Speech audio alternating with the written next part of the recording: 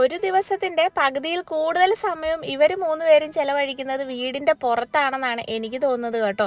പിന്നെ ടി വിയുടെ റിമോട്ട് കളഞ്ഞു പോയതുകൊണ്ട് ആ ഒരു ആവശ്യത്തിന് വേണ്ടിയിട്ടും ഇപ്പം വീടിൻ്റെ അകത്തോട്ട് ഇവരെ കാണാനില്ല. ഭക്ഷണം കഴിക്കുന്നതൊക്കെ നമ്മുടെ നിർബന്ധത്തിന് വേണ്ടി മാത്രമാണ്. അല്ലെങ്കിൽ ഓടി വന്ന് വെള്ളം കുടിച്ചിട്ട് വീണ്ടും കളിക്കാനായിട്ട് പോകും. കളി മടുക്കെന്ന് പറഞ്ഞാൽ ഇപ്പം കോഴിയായി, മുയലായി, മുയലും കുഞ്ഞുങ്ങളായി, മുട്ട അന്വേഷിക്കലായി, അങ്ങനെ കുറേ തിരക്കുകളും കാര്യങ്ങളുമാണ് കേട്ടോ ഇവർക്ക്. കോഴിക്കൂടുണ്ടെങ്കിലും മുട്ടയിടാനുള്ള സൗകര്യം വേണ്ടുവോളം ഉണ്ടെങ്കിലും നമ്മുടെ കോഴികൾക്ക് ഈ പള്ളക്കകത്തും പൊന്തക്കാട്ടിലും മുട്ടയിടുന്നതിനോടാണ് ഇഷ്ടം. പിന്നെ നമ്മുടെ 3 മക്കൾക്കും അത് കണ്ടുപിടിച്ചെടുക്കുന്നത് ഒരു ഹരമായതുകൊണ്ട് കോഴികളും ഇവരും തമ്മിലൊരു മ്യൂച്വൽ അണ്ടർസ്റ്റാൻഡിങ്ങിലാണ്. പിന്നെ മമ്മി ഇപ്പം വീട്ടിലുള്ളതുകൊണ്ട് എനിക്ക് ഒരു കുഴപ്പമില്ല. ഇവർ പോകുന്നിടത്തൊക്കെ ഈ ഫോണും തൂക്കി ഞാനും നടക്കും, വീഡിയോ ഒക്കെ ഷൂട്ട് ചെയ്യും.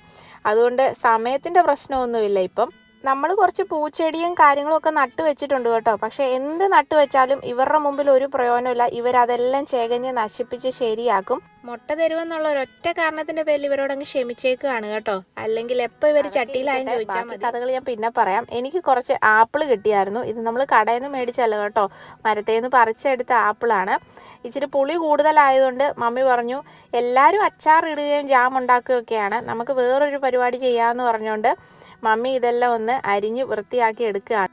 കടകളിൽ നമുക്ക് പല വെറൈറ്റിയിലുള്ള ആപ്പിൾ കിട്ടുമെങ്കിലും ബ്യൂട്ടി ഓഫ് ബാത്ത് എന്ന് പറഞ്ഞ ഒരു വെറൈറ്റി ആപ്പിളിനെ പറ്റി എൻ്റെ ഒരു ഐറിഷ് ഫ്രണ്ട് പറഞ്ഞാണ് കേട്ടോ ഞാൻ അറിഞ്ഞത്. ഗാർഡൻ സെൻറ്ററിലൊക്കെ അതിൻ്റെ തൈയൊക്കെ കിട്ടാനുണ്ട്. എപ്പോഴും ഒന്നും കാണത്തില്ല, ഒരു 40 യൂറോ ഒക്കെയാണ് കേട്ടോ ഒരു തൈക്ക്. പക്ഷേ അത്രയും ടേസ്റ്റുള്ള ആപ്പിൾ വേറെ ഇല്ലെന്നാണ് ആ പുള്ളിക്കാരി പറഞ്ഞത്.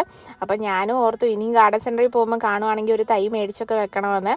അങ്ങനെ മമ്മി ആപ്പിളൊക്കെ അരിഞ്ഞ് കഴിഞ്ഞിട്ടുണ്ട്. ഇങ്ങനെ നീളത്തിൽ വേണം കേട്ടോ ഇത് അരിയാൻ. ഇനി നമുക്ക് കുറച്ച് പഞ്ചസാര പാനി ഉണ്ടാക്കണം. അതിൻ്റെ അകത്തോട്ട് കുറച്ച് ജീരകപ്പൊടിയും പിന്നെ ഒരു 4-5 ഏലക്ക പൊടിച്ചതും കൂടെ അതിൻ്റെ അകത്ത് ഇട്ട് കൊടുക്കുക. അതൊന്ന് ചൂടായി ഒന്ന് ഒട്ടി വരുന്ന പരുവാകുമ്പോഴത്തേക്ക് വേണം നമുക്ക് ഈ ആപ്പിൾ ഇട്ട് കൊടുക്കാൻ. ആപ്പിൾ ഇട്ട് കൊടുത്ത് കുറച്ച് നേരം ഒന്ന് വേവിക്കണം.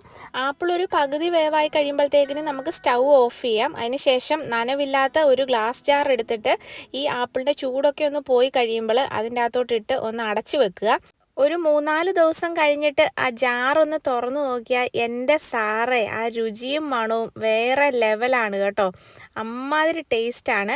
ഇനിയും ആപ്പിൾ കെട്ടിക്കഴിഞ്ഞ് പുളിയാന്ന് പറഞ്ഞിട്ട് ആരും അത് കളയാൻ നിൽക്കണ്ട. ഇങ്ങനെ ആപ്പിളൊന്ന് വിളയിച്ച് വെക്കുവാണെങ്കിൽ വീട്ടിൽ ആപ്പിൾ ഇഷ്ടമില്ലാത്തവർ പോലും അത് ഒരെണ്ണമെങ്കിലും കഴിക്കാതിരിക്കത്തില്ല. എല്ലാവരും ഒന്ന് ട്രൈ ചെയ്ത് നോക്കണം. അപ്പം ബൈ ബൈ.